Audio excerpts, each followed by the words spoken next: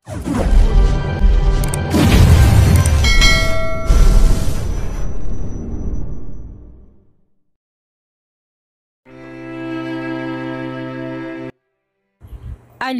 POV. Anong nangyari? Bakit sila umiiyak? Nagtataka kong tanong sa isa sa mga yayas na nag-aalaga sa triplets. Ngayon ang unang araw na wala sila daddy at hindi nila kasama ang triplets dahil sa honeymoon nila sa Switzerland. At pagkababa ko galing sa kwarto para i-check ang triplets, ito kaagad ang nabungaran ko. Sabay-sabay silang umiiyak na akala mo may masakit sa kanila. Ma'am, parang hinahanap yata nilang daddy at mommy nila. Kaagad din naman sagot sa akin ni Yaya. Habang ang dalawa sa mga kasamahan niya ay walang tigil sa kakahele sa mga hawak nilang babies, para lang tumahan sa pag-iyak. Akin na si Baby Jaden, tukoy ko sa nag-iisang lalaki na triplets. Napansin ko kasing siya yung malakas kong umiiyak, kaya siya na lang munang kakargahin ko. Kaagad naman siyang inabot sa akin ni Yaya Pasita, kaya isiniyaw-sayaw ko na kaagad. Sa hindi malaman na dahilan, bigla tong tumigil sa pag-iyak. Bigla na din ito sumubsob sa may dibdib ko na labis ko ikinagulat. Hala, akala siguro ni Baby Jaden, kayong mami niya, Ma'am Alina. Bigkas ni Yaya Pasita. Baka sa boses nitong tuwa, kaya hindi ko na rin mapigilan na mapangiti habang titig na titig ako sa mukha ni Baby Jaden. Hindi ako makapaniwala na nagawa kong patahanin. Mula sa malakas na pag-iyak ang sutil na to. Mukhang kailangan ko na talagang sigurong gampanan ang pagiging ate ko sa kanila. Habang wala pang mommy at daddy nila. Sa naisip kong yun, hindi ko mapigilan na mapangiti ulit. Hindi talaga ako nagkamali sa desisyon ko na makipagbati kay Selena. Hindi talaga ako nagsisisi sa naging hakbang ko na magpatawad dahil simula noong ginawa ko yun, bigla ako nagkaroon ng kapanatagan ng kalooban. Deserve din naman ni Selena na patawarin at kalimutan lahat ng mga pagkakamali na nagawa niya sa akin dahil nakita ko din naman na nagbago na siya. At saka napansin ko rin kung gaano kasaya si Daddy Damon habang kasama siya, kaya naman wala nang dahilan pa para magmatigas ako. Yun nga lang kasabay ng pagpapatawad ko kay Selena ay ang tuluyang pagkasira ng relasyon namin ni Stel. Simula noong nagsama si Daddy at Selena, tuluyan na ding itinigil ni Stel ang panunuyo sa akin. Nagsawa na siguro sa kakasuyo sa akin, which is kahit papano nakaramdam din ako ng kirot sa puso ko. Well, ano pa nga bang inaasahan ko mula kay Stel? Nasusuyuin niya ako hanggang sa mapatawad ko siya? Malabo yatang mangyari yun, knowing Stel na kahit na alam kong wala na rin silang dalawa ni Glenda, na ugnayan sa isa't isa, alam kong marami pang mga babaeng naghahabol sa kanya. Siguro mga kailangan kong tanggapin sa sarili ko ang katotohanan na hindi na talaga kami para sa isa't isa. Para naman kahit papaano, tumigil na ako sa biglaang pag-iyak. Yes, ang akala ng lahat naka-move on na ako. Pero nagkamali sila. May mga araw at gabi na bigla na lang akong dinadalaw na matinding kalungkutan. Oo, perpekto ng buhay ko ngayon. May ama ako na handa akong suportahan at nabibili ko lahat ng luho ko. Pero hindi ko maintindihan ang sarili ko kung bakit dinadalaw pa rin ako paminsan-minsan ng kalungkutan. Umiiyak pa rin ako sa tuwing naiisip ko si Stel. Naku, tumigil na silang tatlo sa pag-iyak, ma'am. Bumalik lang ako sa wisyo nang marinig ko masayang boses ni Yaya Tina. Wala sa sariling mabilis kong pinunasan ang namuong luha mula sa aking mga mata at pilit na ngumiti. Oo nga no, mahina akong sagot habang dahan-dahan kong ibinababa si Baby Jaden sa sarili niyang higaan. Kagaya ng mga kapatid niya, nakatulog na din ito ng mahimbing. Bantayan niyo sila ng maayos ha, kapag magising sila at umiiyak pa rin, tawagan niyo ko. Seryosong bigkas ko. Sabay-sabay naman silang tumango kaya nagpasya akong lumabas na muna ng nursery room. 10:00 na ng umaga at gutom na ako.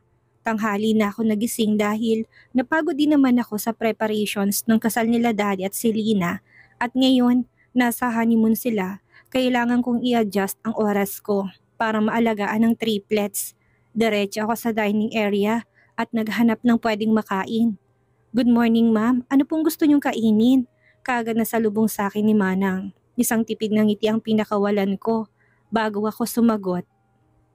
Ituloy niyo na po kung ano man ang ginagawa niyo. Ako na pong bahala sa sarili ko. Nakangiti kong sagot. Sige po ma'am, pero may mga pagkain pa po dyan na nakatakip sa dining table. Pwede niyo pong i-check at kung ayaw niyo po, pwede po tayo mag-request sa cook. na ipagluto kayo ng pagkain na gusto nyo. Nakangiting sagot nito. No need na. Ayos na sa akin mga foods niyan. Pero mamayang lunch pakisabi na ipagluto niya ako ng crispy kare-kare. Seryosong sagot ko. Nakangiting kaagad na tumango si Manang at mabilis nang lumabas ng dining room. Kaya naman inisa-isa ko na din tignan ang mga pagkain sa nasa mesa. Pagkatapos kong kumain, nagpa siya ako maglakad-lakad na muna sa garden. Sakto naman na pagdating ko ng garden, biglang tumunog ang aking cellphone. Si Daddy Damon ang tumatawag at kinakamusta niya ang triplets. Yes, Dad. Ayos naman ang triplets. Don't worry, enjoy nyo lang ang honeymoon nyo at akong bahala sa kanila. Katagang binitawan ko bago ko tinapos ang pag-uusap naming dalawa ni Daddy sa phone. Hanggat maaari, ayaw kong mag-alala sila sa kalagayan ng triplets. Gusto kong i-enjoy nila ang honeymoon nila. Mukhang kahit sa Switzerland silang dalawa at nag-e-enjoy sa kanilang honeymoon. Wala pa rin silang iniisip kundi ang mga anak nila ha. Hays, siguro ganito talagang mga magulang. Kahit saan magpunta, palaging isinasaalang-alang ang kapakanan ng mga anak nila. Mabuti na lang at medyo makulimlim ang kalangitan. Kaya kahit papaano, masarap tumambay dito sa garden para magpalipas ng oras. Wala akong balak na lumabas at maglamyerda ngayon. Gagampanan ko kasi ang pagiging guardian sa mga kapatid ko. Babawi ako sa kanila ngayon dahil next month pupunta na ako ng France at balak ko manatili ng ilang buwan or baka nga taon. Gusto ko na talagang makamove on. Gusto ko nang ibaon sa limot ang kung ano man ang naging karanasan ko sa relasyon naming dalawa ni Stel. Nakakatawa lang, nakapagpatawad na ako sa kanilang lahat pero hindi pa rin mawala-wala sa puso ko ang sakit ng nakaraan. Ayaw ko mang aminin sa sarili ko. Pero malaking bahagi ng puso kong alam kong pag-aari pa rin ni Stel. Hindi ko alam kung bakit kay hirap makalimot. Gayong sa totoo lang alam ko naman sa sarili ko na hindi na madudugtungan ang love story naming dalawa. Alam kong wala na talagang pag-asa pa na magkabalikan kami lalo na ngayon na tuminto na sa panunuyo sa akin si Stel. Baka nga naka-move on na siya sa akin eh. Heist, ang unfair ng buhay. Kailan kaya ako magiging masaya? Kailan kaya mawawala sa puso kong agam-agam na nararamdaman ko? Nasa ganun akong pag-iisip nang mapansin kong paghinto ng isang sasakyan sa tapat ng gate. Wala sa sariling napatitig ako doon at ganun na lang ang pagtataka ko na biglang bumabang isang taong hindi pa ako ready na makita ulit. Ang taong kapartner ko nga noong kasal nila Daddy at si Lina pero hindi naman kami nagpapansinan. Ang taong gusto ko nang iwaglit sa puso ko. Si Stel. Kasama niyang kapatid niyang si Althea. Hindi ko tuloy malaman kung sasalubong ba ako sa kanila or hindi. Ano kayang pakay nila? Heist, bahala na nga sila. Sa huli dead man na lang siguro ako. Total naman hindi naman ako ganun ka-close kay Althea. Sa kanilang magkakapatid, masasabi ko na kay Selena ako mas close ngayon. Ate Alina, wala na nga sana kung balak na pansinin sila pero si Althea naman ang kusang lumapit sa akin. Mabilis ang hakbang na naglakad siya palapit sa akin habang tahimik na nakasunod sa kanya si Stel. Hi Althea, pilit ang ngiting wika ko. Wala na akong choice kundi maglakad na rin pasalubong sa kanya. Ayaw ko namang masabihan ng isnabera, lalo na't gusto ko na ulit makipag-close sa pamilya nila maliban lang kay Stel. Ate, kamusta ka na? Nandito kami para dalawin ng triplets. Balita ko kasi 1 week sa Switzerland sina ate at Kuya Damon. Nakangiti niyang bigkas. Tumango naman ako. Oo kaya nga dito na muna ako magstay para kahit papano may tumingin-tingin sa triplets. Nakangiti kong sagot. Ay talaga? Naku, tamang-tama. May makakasama pala ako. Nakangiti niyang sagot sa akin na labis kong ipinagtaka. Wala akong pasok sa school at nakausap ko si ate. Sabi niya na pwede rin ako magstay dito para makatulong sa pag-aalaga sa triplets. Nakangiti niyang paliwanag. Wala na akong choice kundi tumango na lang. Sa sobrang dami ng bakanting kwarto sa bahay na to, pwede naman talagang mag-accommodate ng kahit na ilang bisita. Mas maigi na rin siguro na nandito din ang dalagitang si Althea para makatulong-tulong din siya. Mahirap din kasi na ipagkatiwala ang buong pag-aalaga sa mga bata sa mga yayas nila. Iba pa rin na may mga kadugo na sisilip-silip sa kanila. Pasok na muna ako sa loob ate. Sisilip lang ako sa mga pamangkin ko. Nakangiting paalam ni Althea kaya mabilis na rin akong tumango. Mas maigi na sa loob na muna sila kahit naman hindi nagsasalita si Stel. Ramdam ko pa rin ang pagkailang. Lalo na't ilang beses ko siyang nahuhuli na nakatitig sa akin. Yun nga lang, umalis na lahat si Althea sa harapan ko. Pero nanatili pa rin si Stel sa kanyang kinatatayuan. Hindi naman siya nagsasalita, kaya nagpa siya akong iwan na siya at magpatuloy sa pag-iikot sa buong paligid. Kamusta ka na? Paalis na ako nang bigla naman siyang nagsalita. Natigil ako sa paghakbang at muli siyang nilingon. Ayos lang naman. Siya nga pala, natanggap mo na bang mga papeles na ipinadala ko sa opisina mo? Seryosong tanong ko. Ang mga papeles na tinutukoy ko ay ang mga dokumento ng beach resort at house and lot na pamana ni Lola Susan sa akin. Tuluyan niya nang ibinigay sa akin yon pero hindi ko matatanggap. Para sa akin kasi hindi ako lehitimong apo ni Lola Susan kaya walang dahilan para tumanggap ako ng kahit na anong mana mula sa kanya. Yun din kasi ang dahilan kaya nagkagulo kami kaya wala talaga akong balak na i-keep ang property na yon. Ang mga property din na yon ang dahilan kaya masyado akong kinain ng galit sa puso ko. At nakagawa ako ng mga bagay na muntik ng ikapahamak ng iba. Para sa'yo yon. Iniwan ni Lola Susan para sa'yo kaya ibabalik ko yun sa'yo sa lalong madaling panahon. Ang mga dokumento. Seryosong sagot ni Stel sa akin. Hindi ko matatanggap ang property na yon. May mga properties na ibinigay sa akin si Daddy Damon. Kaya naman hindi ko na kailangan ng mga yon. Lalo ng beach resort na nangangailangan ng maayos na management at ikaw lang ang makakagawa nun. Seryosong sagot ko sa kanya at muli akong humakbang paalis. Pero hindi na naman natuloy ang pag-alis ko dahil muli na naman siyang nagsalita. Hanggang ngayon pa rin ba? Galit ka pa rin sa akin? Seryosong tanong niya. Sa naging tanong na yon sa akin ni Stel, muli akong napahakbang palapit sa kanya.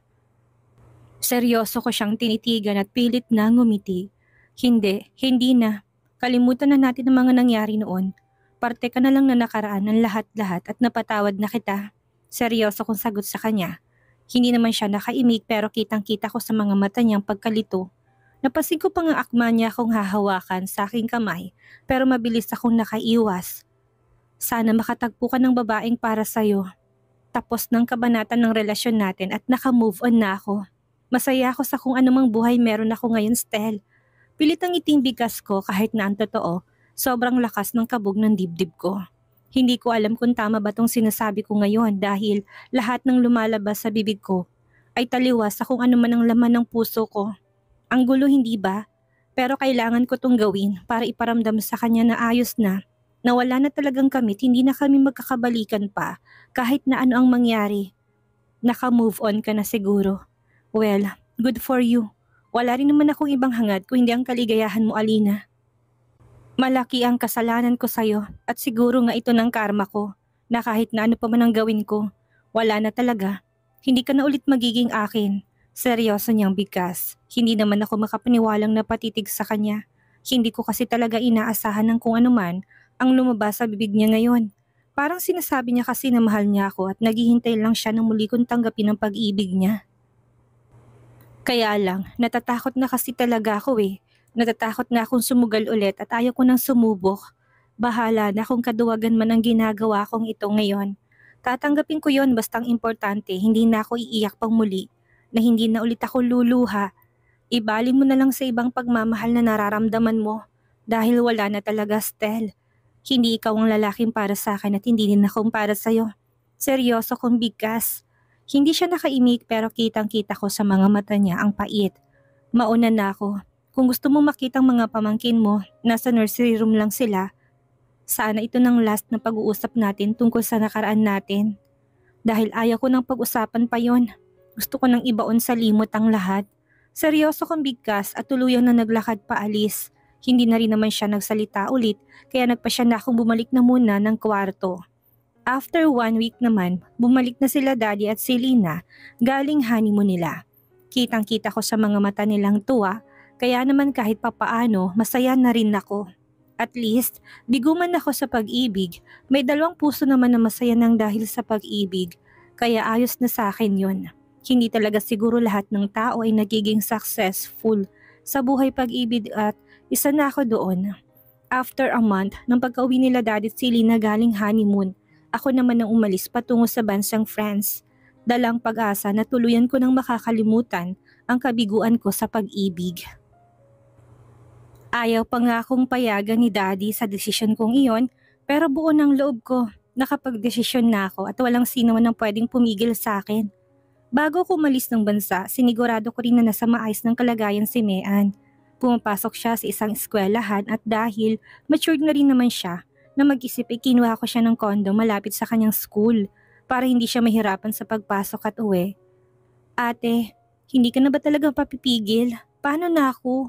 Mamimiss kita eh. Bigas niya pa habang tinutulungan ko siyang ayusin ang mga gamit niya dito sa loob ng condo unit. Babalik din naman ako kagad. At saka huwag kang mag-alala. Kahit nawala ako, tutuparin ko pa rin ang pangako ko na may bigay lahat ng mga kailangan mo hanggang sa makapagtapos ka sa pag-aaral. At saka anytime naman pwede mo akong tawagan eh. Nakangiti kong bigkas. Dalagang-dalaga na siyang tingnan at alam kong kaya niya ng alagaan ang sarili niya habang wala ako. Alam ko rin na mas naging maayos ang buhay niya dito sa Manila kumpara nung nasa isla pa siya. Isang mamahaling eskwelahan din ang pinapasukan niya ngayon. Balak niya daw maging doktor kaya naman susuportahan ko talaga siya sa lahat-lahat ng nais niya. Bakasyon lang naman ang pakay ko kaya aalis ng bansa pero balak ko ring magliwaliw at ikutin ang buong Europe nang sa ganon malibang ako't makalimot. Alam kong makakalimot din ako kapag may mga nakikita akong ibang bagay. Makakalimutan ko rin si Stel at mabubura din siya sa puso ko. 2 years later. Kay bilis ng taon, 2 taon na pala. 2 taon nang mabilis na lumipas na feeling ko wala akong ibang ginawa sa buhay, kundi ang bumiyahe ng bumiyahe. Halos naikot ko ng buong mundo. Marami na rin ako nakilalang mga kapwa ko travelers, mapa-Filipino man o ibang lahi. Kahit papaano, aminado ako sa sarili ko na sobrang nag-enjoy ako.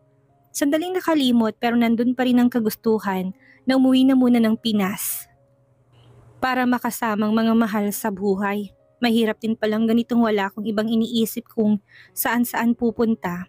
Walang permanenteng address at ilang beses na rin akong kinulit ni Daddy na umuwi na daw muna ng Pinas lalo na't manganganak na naman daw si Selena.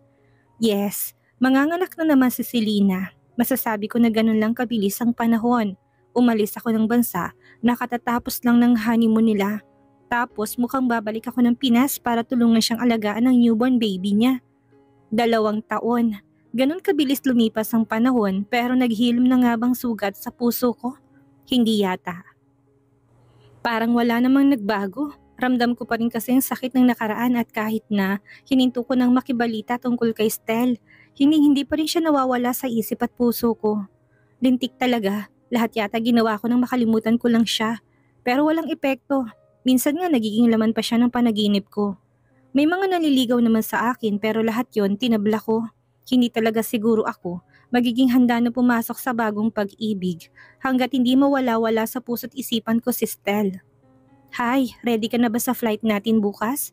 Kasalukuyan akong abala sa paglalagay ng mga gamit ko sa aking luggage nang pumasok dito sa loob ng aking silid ng kasama ko dito sa bahay na si Danica.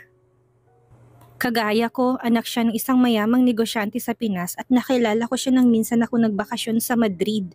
Mula noon nagkaroon kami ng contact sa isa't isa at naging kapartner ko siya sa lahat na naging travels ko. Napag-alaman ko rin na galing siya sa broken family.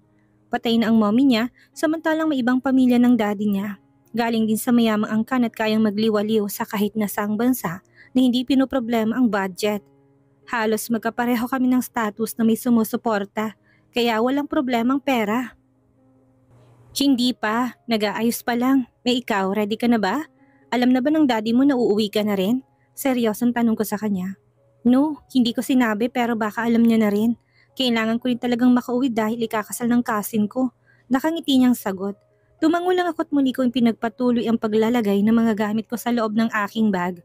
Sa pagbabalik ko ng Pilipinas, hindi ko rin talaga alam kung anong mangyayari sa akin. Nakakapagod din pala ang magliwaliw. Feeling ko nga na pag-iiwanan na ako ng panahon. Wala na akong goal sa buhay at siguro sa pagbalik ko ng bansa, kailangan ko nang harapin ang buhay na dapat kong harapin. Kailangan ko na sigurong kumilos para kumita ng sariling salapi.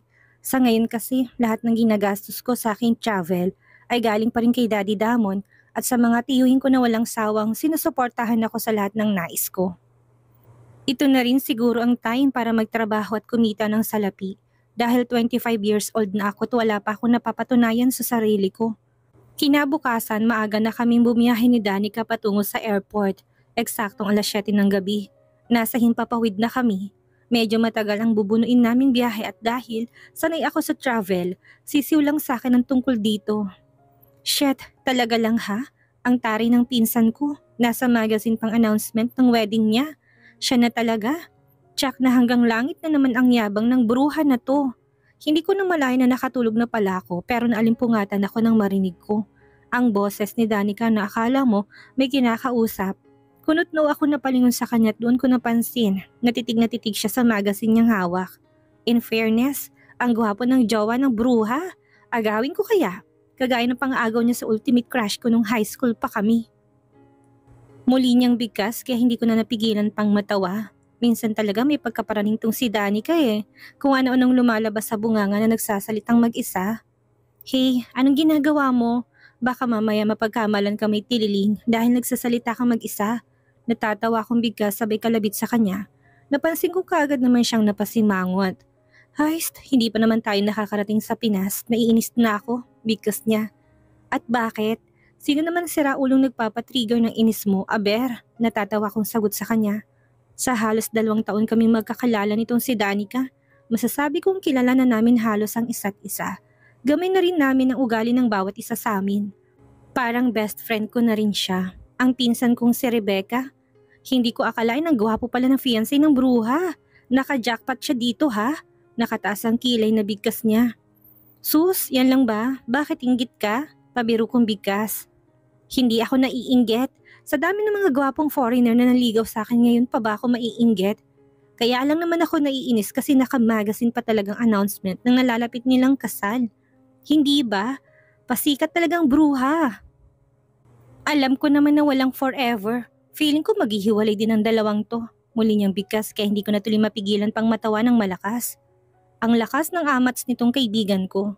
Hindi pa nga naikakasal ang pinsan, nagdarasal na yatang maghihiwalay din. Hindi natin masabi. Baka naman nagmamahalan silang dalawa. Saka wag kang maniwala na walang forever dahil may mga kilala ko na tagpuan na nilang kani-kanilang forever. Nakangiti kong sagot. Basta, wala pa rin akong believe. At saka tingnan mo naman ang itsura ng cousin ko. Kung gandang pag-uusapan, mas maganda tayo no? Muli niyang bigkas sabay abot sa akin ng hawak niyang magazine. Wala sana kung balak na tanggapin iyon, pero kaagad na napukaw ang atensyon ko sa picture ng isang lalaki. May kasama siyang babae habang kitang-kitang sa mukha nilang tuwa. May nakasulat pa sa ibaba ng kanilang larawan kung saan nakasadang announcement kung saan sinabi nitong ikakasal na nga daw sila sa susunod na buwan. Pakaramdam ko, bigla akong pinagsakluban ng langit at lupa. Ni hindi ko na nga namalayan pang pagpatak ng luha mula sa aking mga mata. Hindi ko kasi akalain sa pagbabalik ko ng bansa. Eto ang kaagad na sasalubong sa akin, na si Stel ay ikakasal na sa ibang babae at walang iba kung hindi ang pinsan ng tinutukoy ni Danica. Ang liit pala talaga ng mundo. Sobrang liit ng mundo. Ano ang mangyayari ngayon sa pagbabalik ni Alina? Isang balitang sumalubong sa kanya na kahit iwasan ay dumurog sa kanyang puso. Dahil sa kasal ni Stel sa ibang babae, dito na ba magtatapos ang pahina ng kanilang kwento? Yan ang ating aalamin sa susunod nating kabanata.